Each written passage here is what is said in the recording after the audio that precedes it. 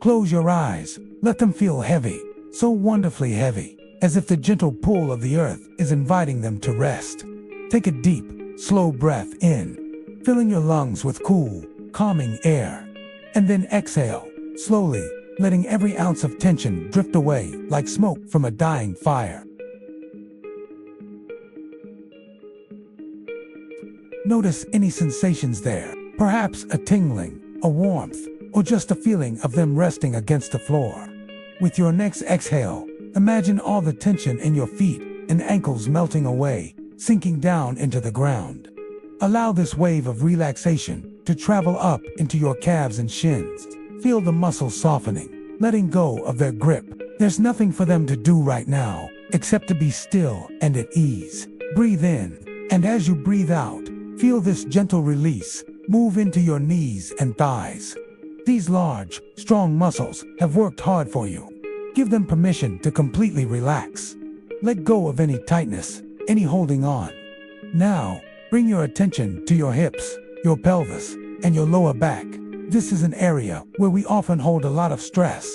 As you breathe, imagine a warm, golden light filling this entire region, dissolving any knots or discomfort. With each breath out, feel yourself sinking deeper into the surface beneath you, fully supported, completely safe.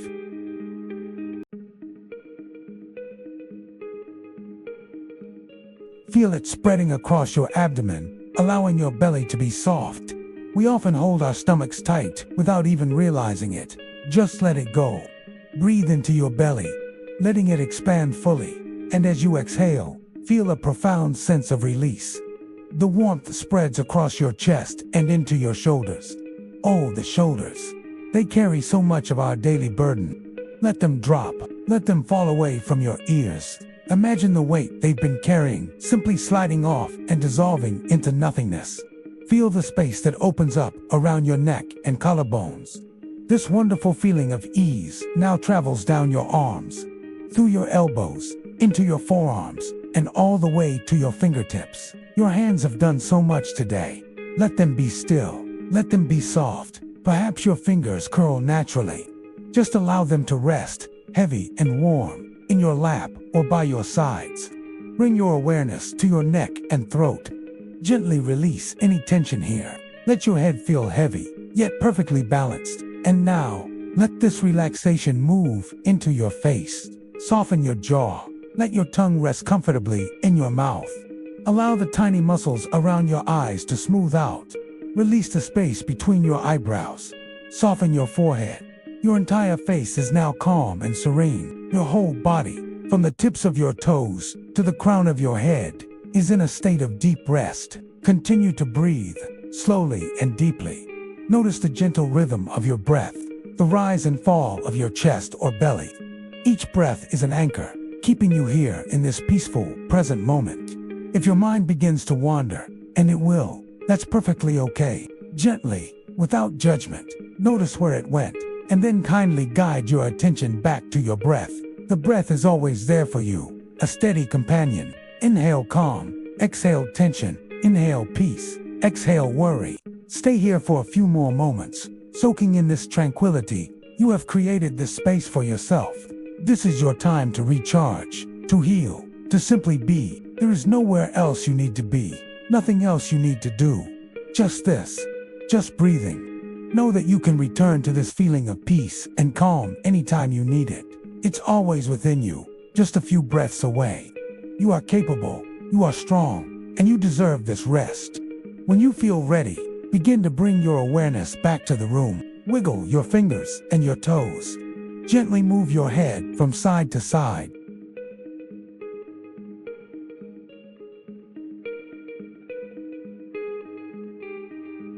Carry this sense of peace with you into the rest of your day.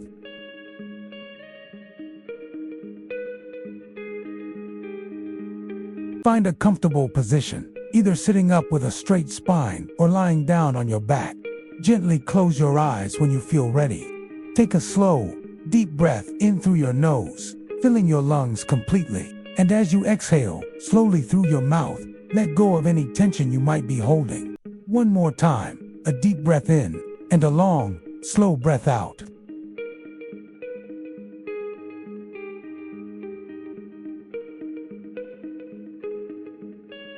Feel the relaxation spreading from this point. A wave of soothing warmth washes down over your scalp. It smooths your forehead, releasing any lines of worry or stress. Feel it relaxing the tiny muscles around your eyes, letting them feel heavy and at ease. This wave of warmth flows down your cheeks, unclenching your jaw. Let your jaw hang loose, maybe your lips part slightly. The relaxation softens your neck, melting away any stiffness from the day.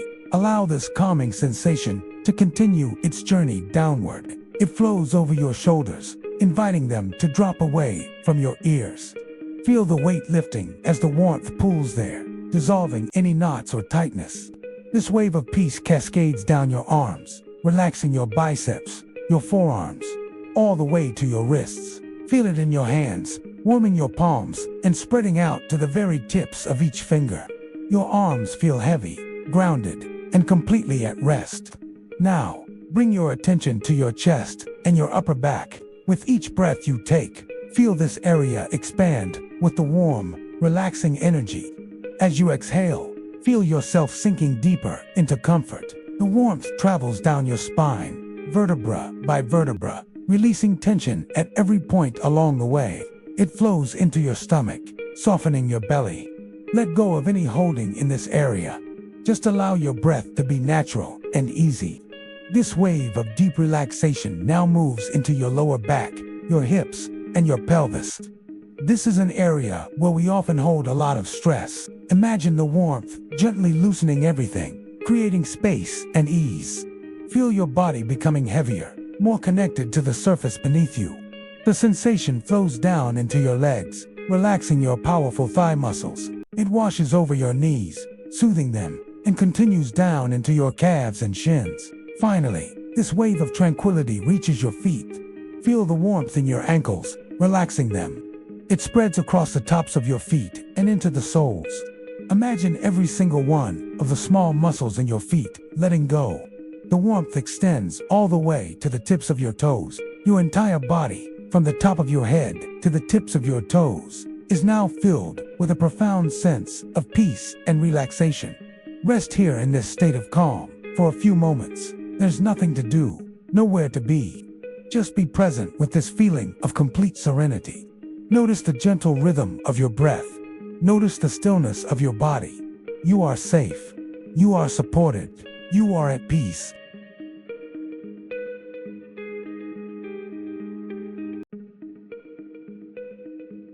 Gently move your head from side to side.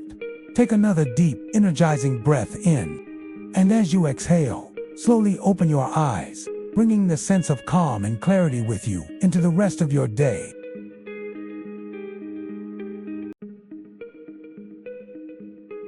Find a comfortable position, either sitting up with a straight spine or lying down on your back. Gently close your eyes when you feel ready.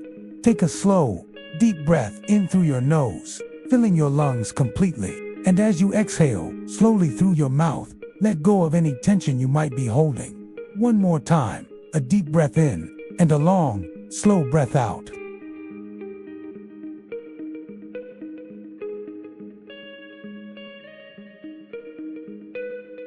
Feel the relaxation spreading from this point. A wave of soothing warmth washes down over your scalp. It smooths your forehead, releasing any lines of worry or stress.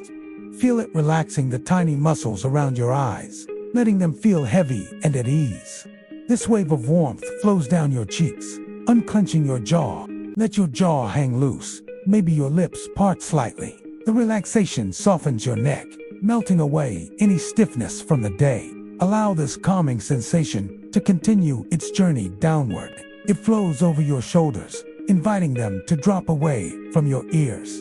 Feel the weight lifting as the warmth pulls there, dissolving any knots or tightness. This wave of peace cascades down your arms, relaxing your biceps, your forearms, all the way to your wrists. Feel it in your hands, warming your palms and spreading out to the very tips of each finger.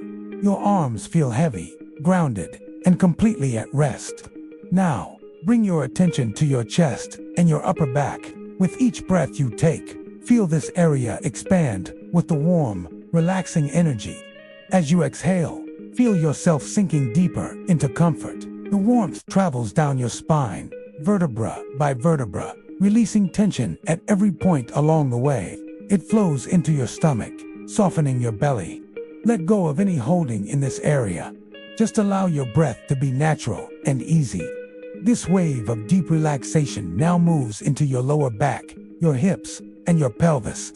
This is an area where we often hold a lot of stress. Imagine the warmth gently loosening everything, creating space and ease.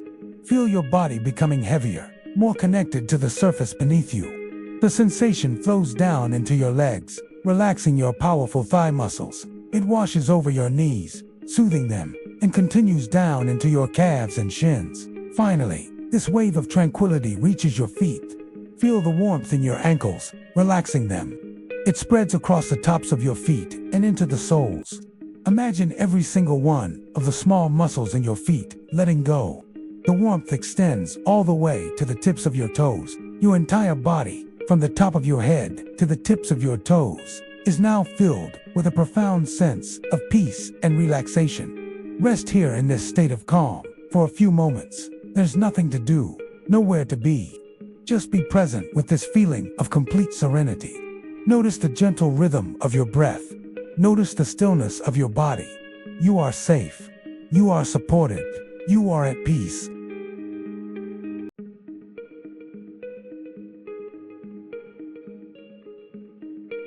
Gently move your head from side to side. Take another deep, energizing breath in. And as you exhale, slowly open your eyes, bringing the sense of calm and clarity with you into the rest of your day. Gently close your eyes if that feels right for you. Let's begin by bringing our awareness to the present moment, just as we are. There's no need to change anything, no need to force anything. Simply be here. Now, take a slow, deep breath in, filling your belly and your chest. And as you exhale, release any tension you might be holding. Let it all go. Another deep breath in, drawing in calm and stillness. And a long, slow breath out, letting go of the day, the to-do lists, the worries. One more time, breathe in peace. And breathe out, surrendering to this moment of quiet. Now, bring your attention to your shoulders. Notice where they are. Are they hunched up towards your ears? Tense and tight, without judgment, just observe. On your next exhale, I invite you to let your shoulders drop. Let them fall away from your ears. Feel the space you are creating in your neck. Let them sink down, releasing their grip. Imagine them becoming heavy, melting downwards. Let them sink into the mattress if you're lying down, or into the back of the chair if you're sitting, deeper and deeper. With each breath out, they release a little more. They let go of the burdens they've been carrying, the responsibilities, the stress. Feel that sense of relief as they soften and relax completely. Now, imagine a gentle, warm light starting at the top of your shoulders. This warmth is pure relaxation. Feel it begin to spread, melting away any remaining knots of tension. This warmth flows down your arms, a soothing river of calm. It moves past your elbows, loosening the joints. It continues down into your forearms and into your wrists. Feel your wrists become soft and pliable. This gentle warmth now flows into your hands, reaching every part. It fills your palms, the backs of your hands, and flows all the way out through your fingertips. Imagine little streams of warmth trickling out of the very tips of your fingers, carrying away any last bit of tension. Your hands now feel heavy and limp. They are completely supported, resting peacefully in your lap or by your sides. Notice the sensation, maybe a gentle tingling, a feeling of warmth, or simply a profound sense of stillness. Your arms and hands are completely at ease. They have let go. They are at rest. Stay with this feeling of deep relaxation in your shoulders, your arms, and your hands. Allow this calm to be your anchor. If your mind starts to wander, gently guide it back to the sensation of your heavy, relaxed arms. There is nowhere else you need to be. Nothing else you need to do. Just rest here in this peaceful state. Continue to breathe slowly and evenly. Each breath deepens this feeling of tranquility. The world outside can wait. This time is for you, for your rest, for your peace. Enjoy this stillness for a few more moments. When you're ready to bring your awareness back, do so slowly. Wiggle your fingers and toes. Gently move your hands and feet. Take one final, deep, energizing breath in. And as you exhale, slowly open your eyes, bringing this sense of calm and relaxation with you into the rest of your day. Gently close your eyes. Let's begin by taking a slow, deep breath in through your nose, filling your lungs completely. And now, a long, soft exhale out through your mouth, releasing any tension you might be holding. Again, a deep inhale and a full, slow exhale. Allow your body to begin to soften, to feel the support of the surface beneath you. Bring your awareness to the very top of your head. Imagine a gentle, warm light beginning to glow there. This light is pure relaxation. Feel it slowly spreading across your scalp, like warm honey, melting away any tightness. It smooths across your forehead, erasing any lines of worry. It relaxes the tiny muscles around your eyes. Feel your eyelids become heavy, still, and calm. This warmth flows down, softening your cheeks, releasing your jaw. Let your teeth part slightly, letting go of any clenching. Your entire face is now soft, serene, and at ease.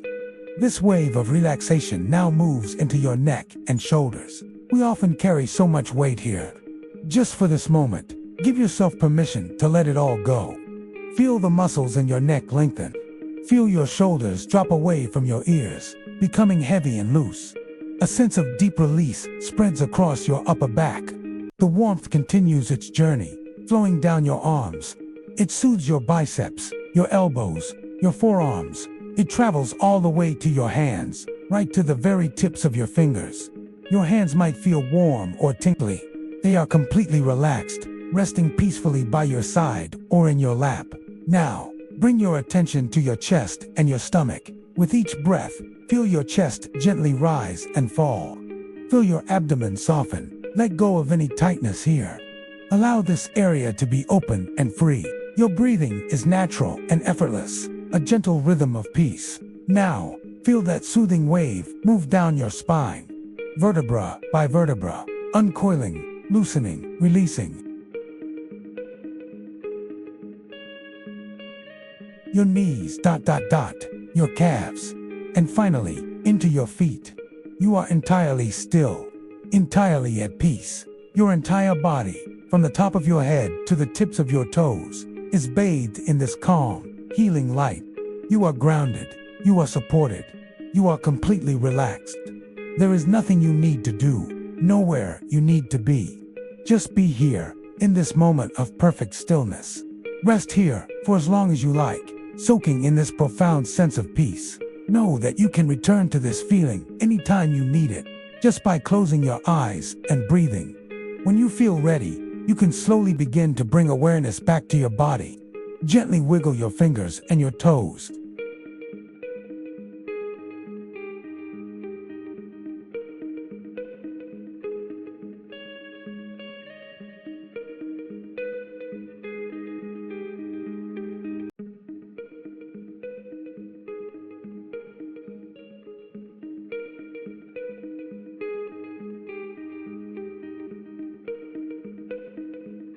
Allow your mind to drift. Let it float like a leaf on a slow-moving river, carried gently by the current of my words. We are going to travel back, far back, to a time of ice and iron, to a world of endless forests and silent, snow-covered mountains. Imagine the air, so crisp and cold it feels like a fine powder against your skin. Breathe it in. Feel the quiet stillness of the world around you. There are no engines, no humming electricity. Just the whisper of wind through the tall pines and the soft crunch of snow underfoot. This is a time long before the maps we know were drawn. A time when the world was vast, mysterious, and untamed. Look up. The sky is a deep, dark canvas, unlike anything you've seen before. The stars are not just points of light. They are a brilliant, shimmering river of diamonds spilled across the heavens. The moon hangs low and heavy, a silver disk casting long, dancing shadows through the trees. These are the same stars, the same moon that watched over our ancestors, the silent witnesses to their lives, their struggles, and their stories. In the distance, A wolf's howl echoes through the valley. It's not a sound of menace, but a song of the wild, a reminder that we are but small visitors in a world ruled by nature. You can see the faint glow of a fire flickering through the dense woods. Let's walk toward it. With each step, the scent of pine and burning oak grows stronger, a comforting aroma that promises warmth and community. As we draw closer, we see a small settlement nestled in a clearing. The structures are built from a mix of timber, stone, and earth, solid and sturdy against a biting wind. Smoke curls from hide-covered openings in the roofs, disappearing into the starry sky. This isn't a grand city of stone and marble, but a home, a sanctuary carved out of the wilderness. Let's step inside the largest of these buildings, the Great Hall. The air inside is thick with warmth, the smell of roasted meat, and the sound of voices. A massive fire pit crackles in the center, its flames leaping and casting a warm golden light on the faces of the people gathered around. They are wrapped in furs and thick wool, their faces weathered by the sun and wind, their hands calloused from work. They speak in a language that sounds like the rumbling of stones, ancient and powerful. But you don't need to understand the words to feel the meaning. You can see it in their eyes, in the shared laughter, in the way they pass a drinking horn from hand to hand. These are a people bound together by kinship, by shared hardship, and by the stories they tell. Listen closely. An old woman, her face a roadmap of her long life, begins to speak. Her voice is low but clear, cutting through the low murmur of the hall. She tells a story of the gods who walk among the mountains, of the spirits that dwell in the rivers, and of heroes who face down beasts of legend. Her words paint pictures in the firelight, weaving a tapestry of myth and history that connects everyone in this room to the world outside, and to the generations that came before them. This is what it was to be alive in that time.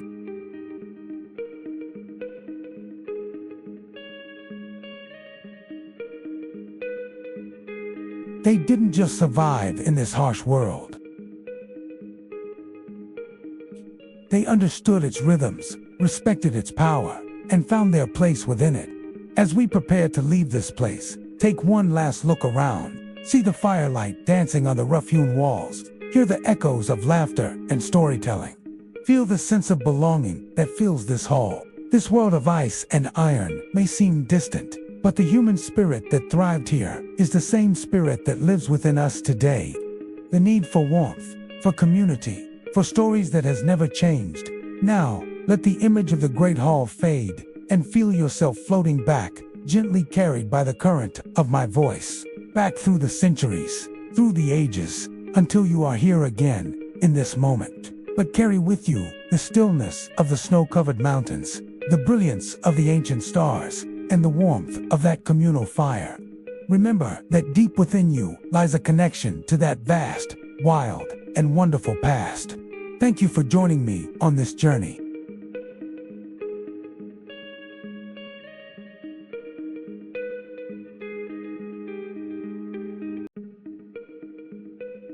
This was the age of the Vikings, men and women of the sea, known for their dragon-headed ships and their fearless hearts. Our story begins in a small, windswept village nestled in a fjord, where the mountains met the sea in a dramatic clash of stone and water.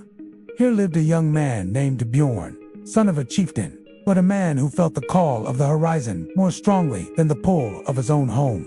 Bjorn was not like the other warriors, who found glory in raids and riches. He was a dreamer, a storyteller, whose eyes were fixed on the northern lights, the aurora, which danced like ghostly spirits in the winter sky.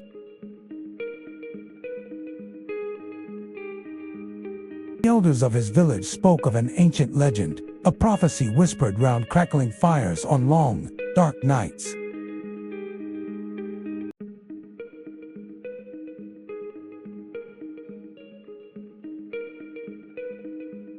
But the journey was said to be cursed. For 100 years, many had tried to find it, but none had ever returned. The sea, they said, was guarded by the Kraken, a monster of the deep, and the skies were home to storms that could splinter a longship in moments.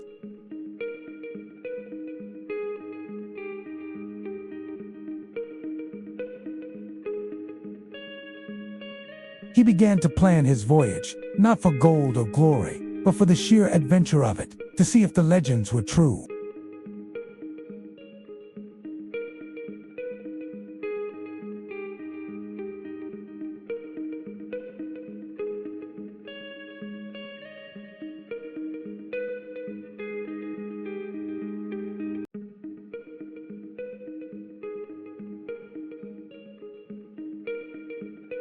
And built him a ship, the Sigtuna, or Star Chaser, a vessel lighter and faster than any before it.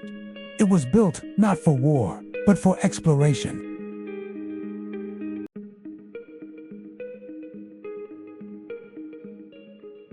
He called the quest a fool's errand, a journey into myth that would lead only to death.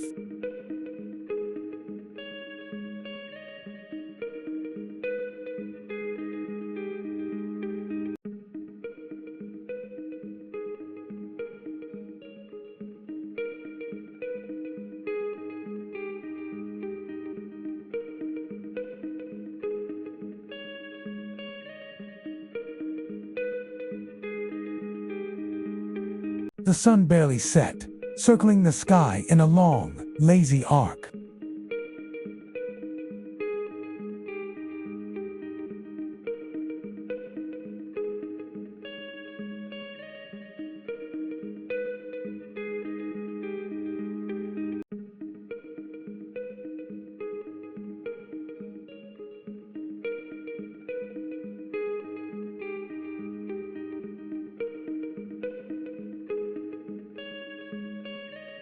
But working together, they managed to secure the ship and ride out the storm.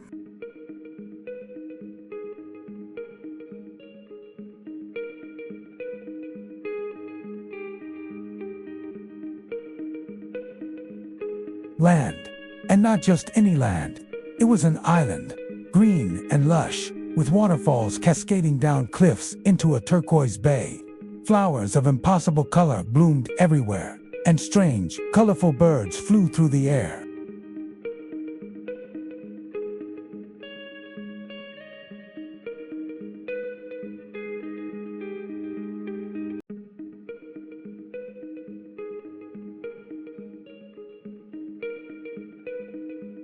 Their saga was just beginning. Thanks for watching, and if you enjoyed this journey, be sure to subscribe for more tales from history and myth.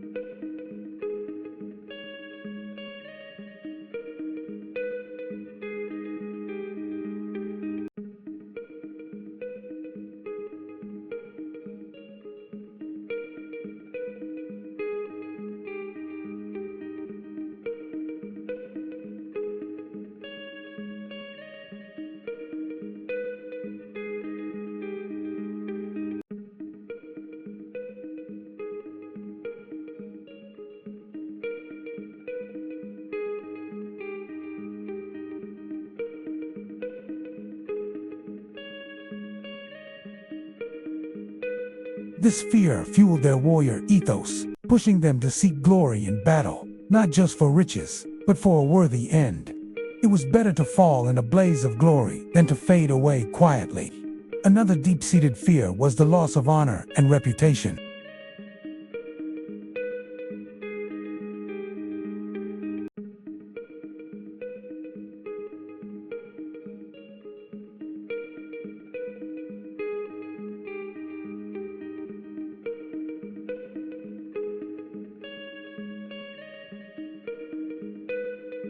To be labeled a coward or an oath-breaker meant social exile, which was often a fate worse than death itself. Your reputation was your legacy, and protecting it was paramount. Then, there was the supernatural. The world of the Vikings was alive with unseen forces. They feared the Draugr, the walking dead, believed to be vengeful corpses that would rise from their burial mounds to haunt the living. These were not slow, shuffling zombies. The sagas describe them as supernaturally strong, malevolent beings who brought disease and madness. Imagine living near ancient burial mounds, knowing that on the darkest nights, the long dead could return to exact their revenge. It was a terrifyingly real possibility in their worldview.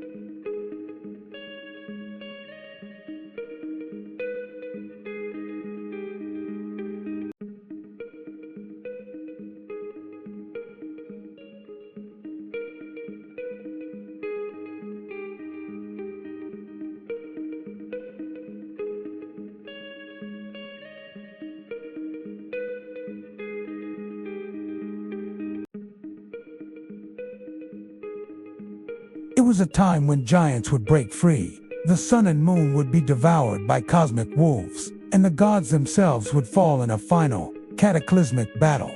Unlike many other belief systems, there was no ultimate victory for the forces of good.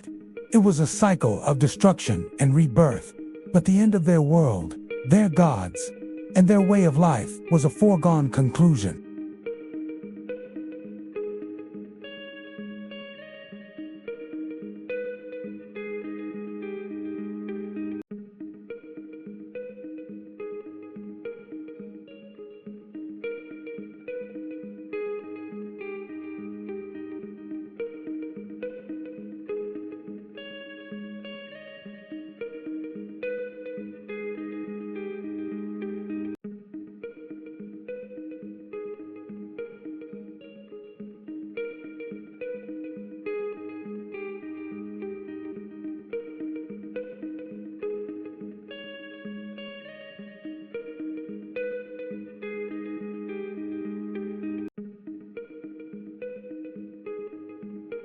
It wasn't in the treacherous storms of the North Sea. No, the true horror lay much closer to home. It lay to the north, deep, deep in the interior of the Scandinavian peninsula, in a land of eternal winter, known as Finland. This was a land of shadows, myth, and a people who wielded a power far more terrifying than any steel blade: magic.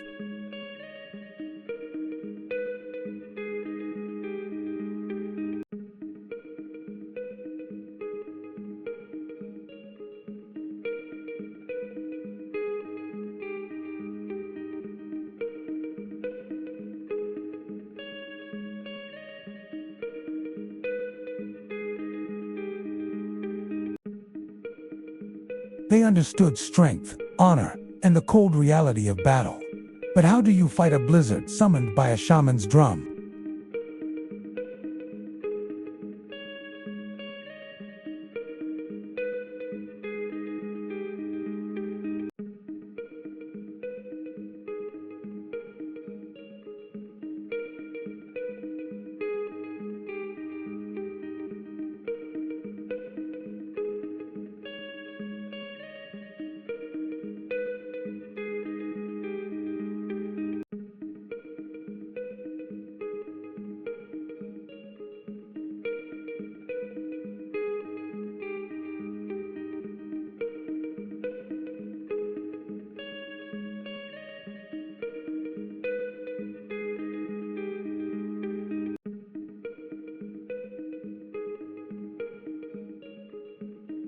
The sagas say she used her magic to bewitch him, making him neglect his kingdom and his duties.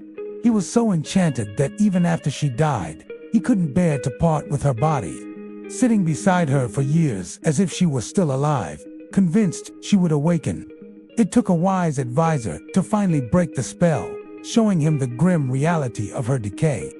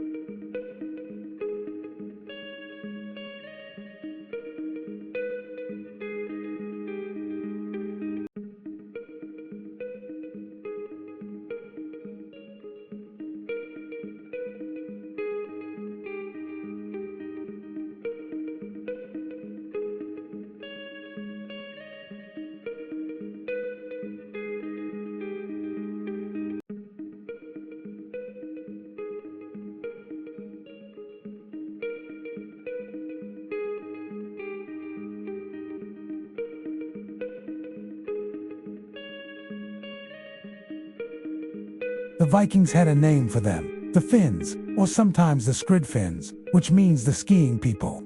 Today, we know them as the Sami. For the Norse, the Sami were far more than just another tribe living nearby. They were viewed as the keepers of a world that the Vikings, for all their strength and bravery, couldn't quite grasp. This was a world shrouded in mystery, a world where the line between what you can see and what you can feel was incredibly thin. It was a realm of deep silence, of ancient magic, and of a profound connection to nature. Imagine the contrast. You have the Vikings, with their longships, their bustling trade towns, and their sagas filled with epic battles and gods like Thor and Odin. They were a people of action, of conquering the seas and lands. And then, you have the Sami, living in tune with the harsh, beautiful Arctic wilderness. Their world was one of survival, but also of deep spirituality, guided by shamans and ancient rituals. The Norse sagas are filled with references to the Sami, often portraying them as powerful sorcerers and soothsayers.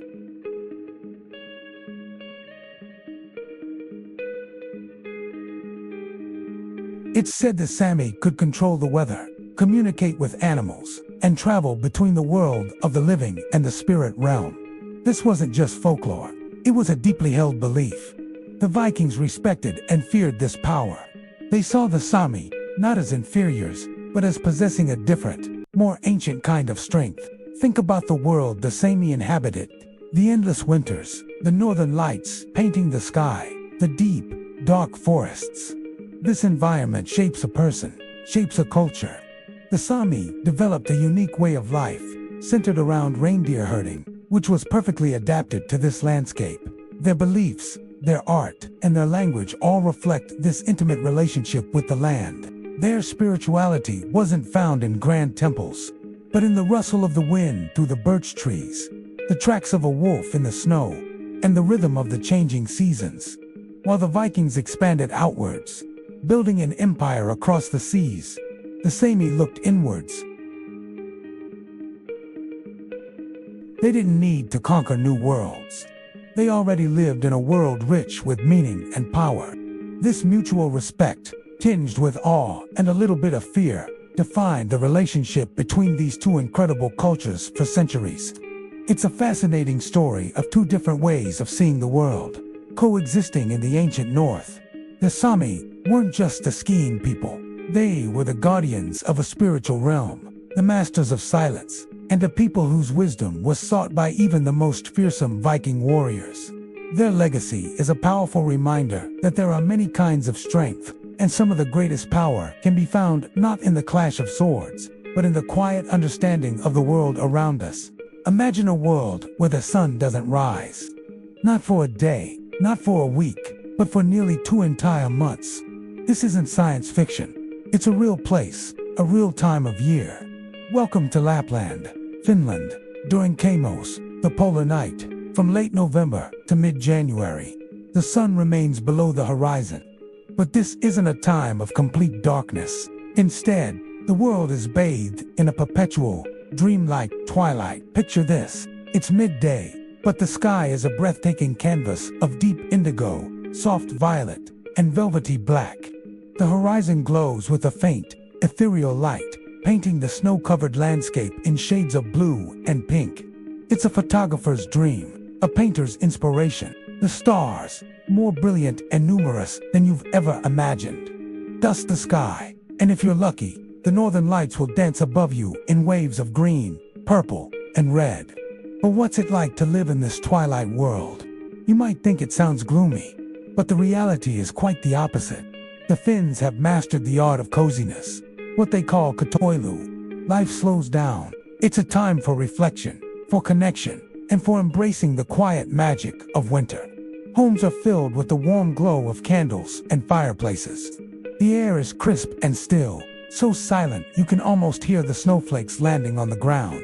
It's a sensory experience unlike any other. The scent of pine from the forests, the taste of a warm berry juice, the feeling of soft reindeer hides by the fire. It all comes together to create a feeling of deep peace and contentment. And it's far from boring. The snow provides a natural playground. You can go cross-country skiing through silent, frozen forests. the only sound being the swish of your skis. You can experience the thrill of a husky sled ride, with powerful dogs pulling you across vast, white landscapes. Or maybe a more gentle reindeer safari, wrapped in warm blankets as you glide through the woods.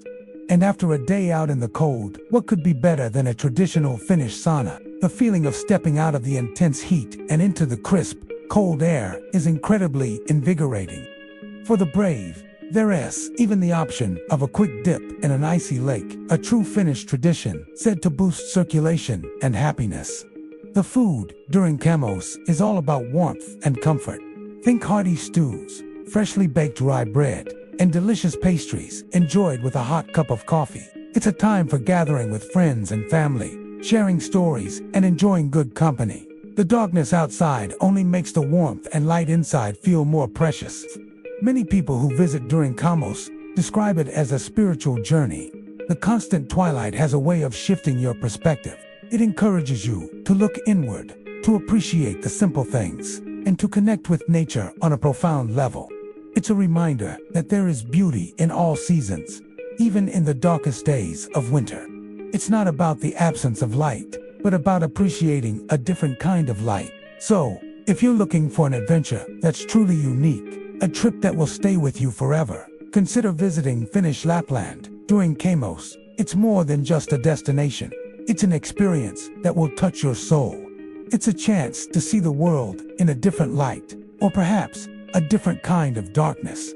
Thank you so much for watching and sharing this journey with me. If you're captivated by the magic of the polar night, don't forget to like this video, subscribe to the channel, and hit that notification bell for more incredible travel stories. Imagine a world blanketed in white, where the snow is so deep that a single step could make you disappear. It's a vast, silent expanse, beautiful yet unforgiving. To walk in it is to sink, to be swallowed by the cold. But here, in the heart of the Arctic, a people have mastered this landscape. They don't fight the snow. These are the Sami, the indigenous people of the northernmost parts of Europe, and they do not sink, they glide. For thousands of years, the Sami have lived in harmony with this extreme environment. Their secret, an invention born from necessity and perfected over generations, the ski. But these aren't the high-tech, brightly colored skis you see at a modern resort. These are long, slender planks of birch wood, handcrafted with a knowledge passed down from their ancestors. They are an extension of the body, a tool for survival, a symbol of their culture. On these skis, they move across the top of the snow, not with a heavy crunch, but with a sound like a whisper. She. It's the rhythm of the Arctic, the heartbeat of the tundra.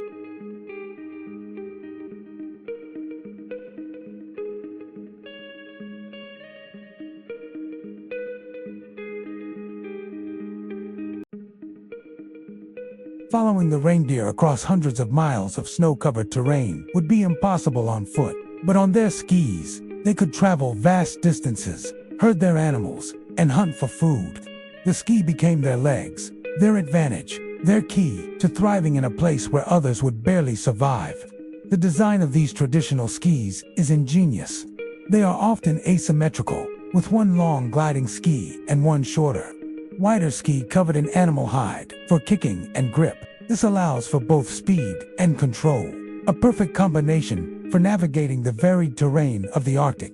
Look closely at these skis, and you'll see more than just wood. You'll see the story of a people carved into every detail. The gentle curve of the tip, designed to float over the softest powder. The bindings, simple yet effective, often just a single leather strap. The patterns etched into the surface, not just for decoration, but as a signature of the maker, a connection to family and community.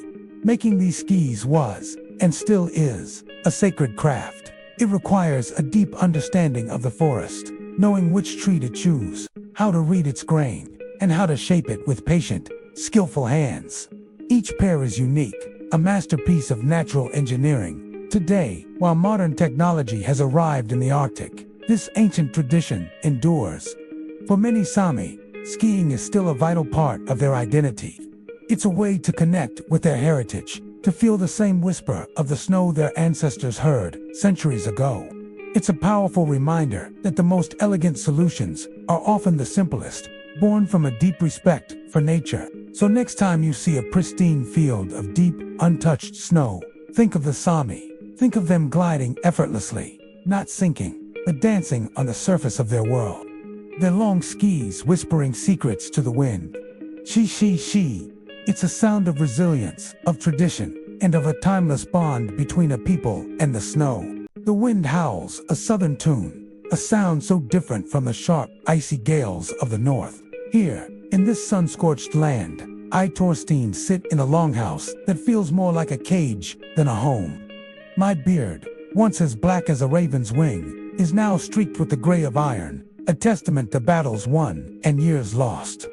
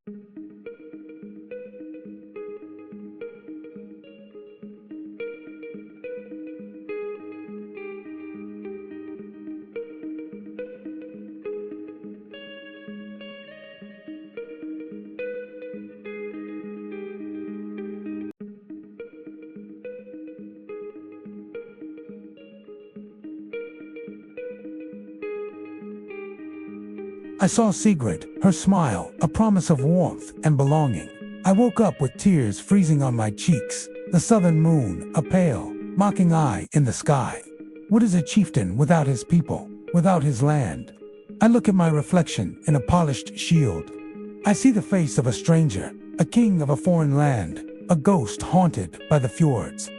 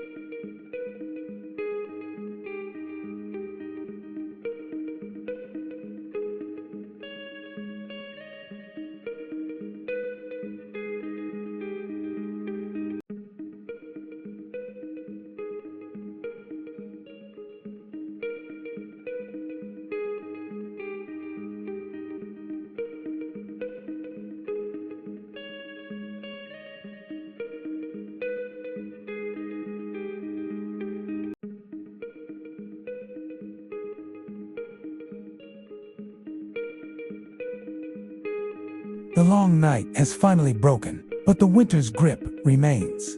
It was a season of brutal cold, a season that drove the deer from the valleys and the elk to ghost-haunted heights where no hunter could follow. The frost, a silent thief, crept into our storehouses, turning grain to dust and shriveling the last of the autumn apples. We watched our children grow thin, their laughter replaced by the hollow coughs of hunger. Fear, colder than any blizzard, settled over our village. Someone had to do something. That someone was Thorstein. Thorstein is no king, no jarl. With a hoard of silver, he's a farmer, a father, a man whose hands are calloused from the plow. not the sword hilt. He looked at the faces of his kin, at the worry etched deep into the lines around their eyes, and he knew what had to be done. We couldn't fight the winter. We couldn't hunt what wasn't there. But we could trade. Far to the north, beyond the frozen fjords and the whispering pine forests, live the Sami. They are the masters of the high tundra, people who know the secrets of the ice. And they have what we need. Furs. Not just any furs, but the pelts of silver fox and deep, dark sable, so thick and warm they can turn back the most bitter wind. Furs like that are worth more than gold in the southern trading towns. They are our hope. So, Thorstein began to gather a crew. He didn't call for warriors. He didn't beat the war drum. This was not a raid for glory or plunder. This was a mission of survival. He chose men like himself, steady, quiet, and strong. Leif, the boat builder, whose knowledge of wood and ice is second to none. Eric, the trapper, who can read the snow like a scholar reads a runestone. Young Bjorn, eager and quick, whose sharp eyes would be our watchtower against the dangers of the wild. Only a handful of us, a humble caravan against the vast, unforgiving expanse. We left our shields hanging on the walls of our longhouse. We polished no spratips. Instead, we loaded the sledges with the fruits of our own labor. Gleaming axe heads and sturdy iron knives, forged in the heat of our smithy. Combs carved from the bones of last year's hunt, smooth and intricate, and bolts of thick, woolen cloth, dyed the color of the heather and the sea. Woven by our wives and daughters through the long, dark months. These were not weapons of war, but tools of peace, of connection. Our offering. As we prepared to leave, the whole village came to see us off. There were no cheers, only quiet prayers and tight embraces. Thorstein's wife, Sigrid, pressed a small, carved bird into his hand. To guide you home, she whispered, her voice thick with unshed tears. He kissed his children, their small hands clinging to his legs, and promised he would return with the sun. The journey ahead is a path into the unknown. The north is a land of ancient spirits and sudden storms. We will face biting winds that can freeze a man solid in minutes, treacherous ice that can swallow a sledge whole, and the ever-present hunger that gnaws at the belly. We carry no swords, but we are armed with something stronger, the hope of our people. Every step we take, every league we cross, is for the faces we left behind. We are not heroes marching to battle. We are fathers, husbands, and sons, walking into the heart of winter to bargain for the spring. Our saga is not one of conquest, but of courage.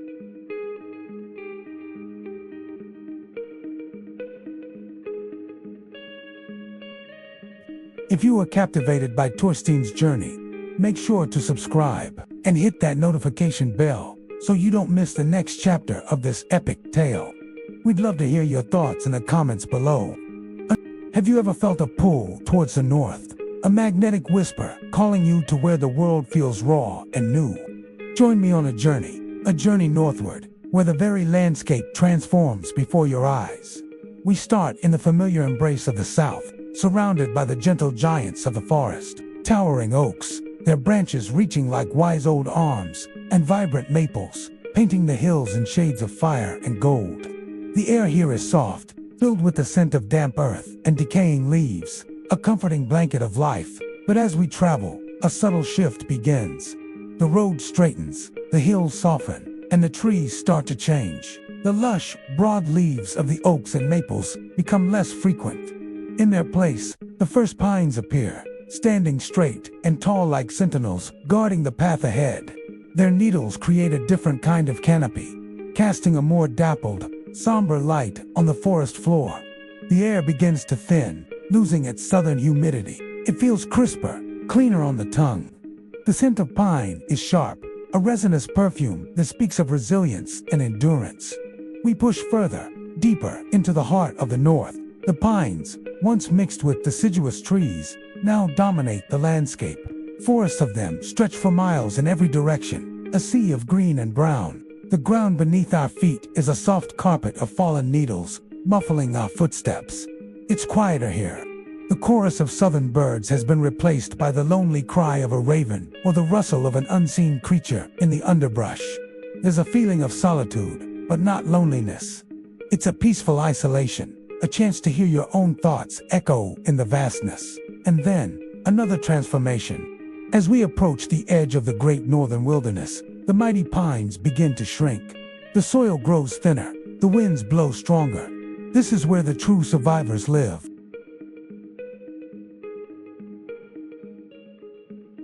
They are no longer the tall, straight trees of the south. Here, they are twisted and gnarled, bent by the relentless force of the elements. They huddle together in small groves, their branches intertwined for support, their paper-thin bark peeling in the wind. They are a testament to life's tenacity, thriving where little else can. Finally, we arrive. The trees fall away almost completely, leaving only the sprawling, open tundra. The air is so sharp now, it almost hurts to breathe, but it's the cleanest, purest air you will ever experience. It carries the scent of ice, of ancient stone, and of the distant, frozen sea. The horizon stretches out, vast and unbroken. The sky feels bigger here, the sun and moon more brilliant. Looking out over this primal landscape, you feel a profound sense of awe. You understand that you're just a small part of something immense and timeless. This is the North. Not just a direction on a map, but a state of being. A feeling of clarity and wild freedom that stays with you long after you've returned home. And subscribe for more adventures into the wild heart of our world. See you next time. The sea is a constant roar, a symphony of chaos that a man like Thorstein grows to love. It's the sound of life, of purpose. The percussive crash of waves against the hull, a rhythm that beats in time with your own heart. The groaning creak of the ship's timbers, like the sigh of an old friend. The sharp cries of gulls overhead, promising land or lamenting its loss. For years, this was the only world Thorstein and his men knew. The noise was their blanket, their lullaby, their war drum. It was a language they understood without words, a force that shaped their very souls. Out on the open water, even in the fiercest storm, there was a brutal, honest kind of peace. The world was loud, and they were loud with it. But this place is different. Here, the world has fallen silent. They left the longship beached on a misty, black sand shore and ventured inland into the heart of a forest that time forgot. The air, once sharp with salt, is now thick with the scent of damp earth, moss, and something ancient, something that smells like secrets. And the silence, it's a physical presence. It presses in on them, fills their ears, muffles their thoughts. The familiar symphony of the sea is gone, replaced by an unnerving, profound quiet. The men, these hardened warriors who have faced down tempests and berserkers, now look at each other with wide, uncertain eyes. Their own footsteps on the carpet of fallen leaves sound like thunderclaps in the stillness. A snapped twig makes them jump as if a war horn had sounded. The only sound that remains is the wind. It's not the sharp, salty gale of the open ocean. This is a different kind of wind, a soft, mournful sigh that weaves through the impossibly tall, skeletal branches above. It doesn't roar, it whispers. It doesn't push, it coaxes. The sound curls around them, a low, continuous hum that seems to vibrate not in the air, but inside their own skulls. It's a sound that has no beginning and no end, a hypnotic rhythm that lulls the senses. Thorstein watches his men, their shoulders, once tense and ready for a fight, begin to slump. Their eyes, once darting and alert, become unfocused, glassy. They are walking, but they are not leading. They are being led. This slow, sighing wind, this endless whisper of the trees, is doing something to them. It's pulling them into a trance. The forest breathes, and with each exhalation, it draws them deeper into its embrace. The cadence is like a shaman's drum, slow and steady, beating away their will. Their memories of the sea, their very names. Thorstein feels it too, a heavy lethargy in his limbs, a fog creeping into the corners of his mind. He tries to focus on the familiar, the weight of the axe in his hand, the leather of his boots, but the sound erodes his concentration. It's a lullaby for the lost, a song that promises rest, a deep and dreamless sleep from which one might never wake. The rhythm is relentless, a gentle tide pulling them under. Each sigh of the wind through the branches is another verse in a song of forgetting. and they are walking deeper and deeper into the melody, unaware that they are the sacrifice it demands. Thorstein knows they must break the spell. But how do you fight a sound? How do you wage war against a whisper? He looks at his men, their faces placid, their steps mechanical, and a cold dread, colder than any North Sea winter, grips his heart. They are not just lost in a forest, they are being consumed by its silence. The wind sighs again, a long, drawn-out note of patient hunger. He has to find a sound, any sound, to shatter this suffocating peace before it claims them all. He opens his mouth to shout, to sing a sea shanty, to roar a battle cry, anything to bring back the noise of the world, but only a faint breath escapes. The hypnotic rhythm has him too. The forest continues its song, and Thorstein and his men continue their slow, somnambulistic march into the heart of the great, quiet unknown. Have you ever heard of a people so connected to nature, they could become a part of it? A people whispered about in ancient Norse legends, said to hold the very elements in their hands. Today, we journey north, into the heart of Sapmi, the land of the Sami.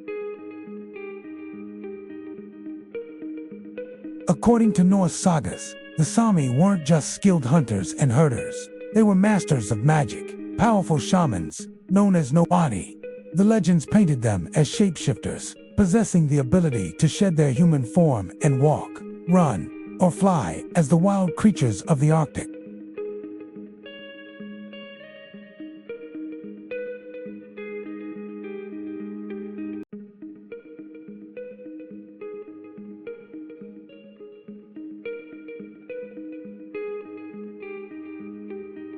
The sagas even spoke of them soaring as eagles, their keen eyes seeing the world from above the vast tundra, the winding fjords, and the endless forests stretching out like a green carpet. This wasn't just a physical change, it was a deep, spiritual connection, a blurring of the lines between human and animal. It was a way to understand the world by truly becoming part of it.